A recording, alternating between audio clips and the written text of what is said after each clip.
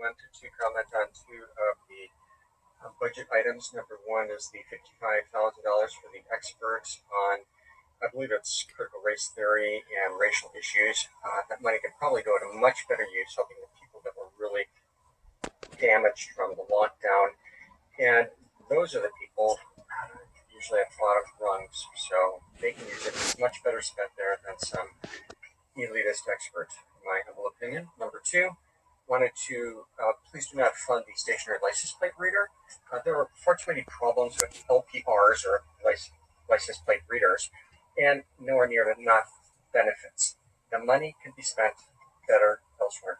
I'm going to quote fairly extensively from a car and driver article from March of 2021, so it's very fresh, very relevant, and some of the problems that they identify come from two very reputable sources, the Electronic Frontier Foundation, EFF, as well as the ACLU.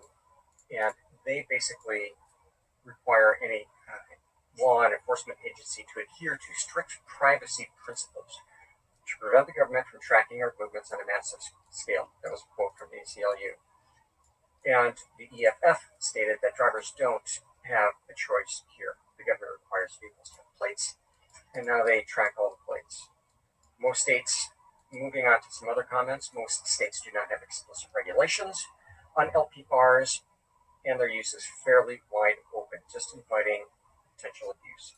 The only one major item is how long they can keep their records, which even then sometimes that is not maintained or obeyed. So LPRs are basically flying totally under the radar.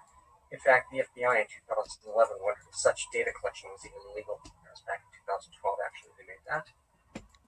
And here's another quote, taken in the aggregate, LPRs can paint an intimate portrait of a driver's life and even chill First Amendment protected activity. That's from the EFF. And this technology can be used to target drivers, sensitive places such as health centers, immigration clinics, union halls, religious worship, etc.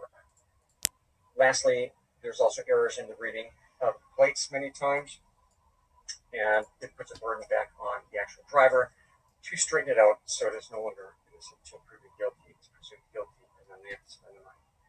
Thank you very much. Have a great night. And by the way, I do appreciate the discussion that went on there as far as transparency of citizens in comments and hold items. That was a very refreshing dialogue.